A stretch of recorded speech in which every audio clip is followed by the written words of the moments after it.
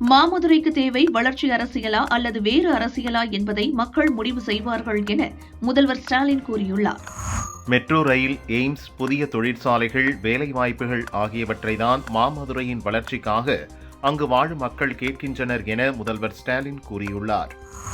திருப்பரங்குன்றம் விவகாரத்தில் ஒரு குறிப்பிட்ட பிரிவினரை திருப்திப்படுத்துவதற்காக இந்துக்களை தீபமேற்ற விடாமல் தமிழக அரசு தடுத்ததை ஏற்றுக்கொள்ள முடியாது என ஆந்திர துணை முதல்வர் பவன் கல்யாண் கூறியுள்ளார். திருப்பரங்குன்றம் தீப விவகாரத்தை பார்லிமெண்ட் இரு அவைகளிலும் அவசரமாக விவாதிக்க திமுக மற்றும் காங்கிரஸ் கோரிக்கை விடுத்துள்ளது.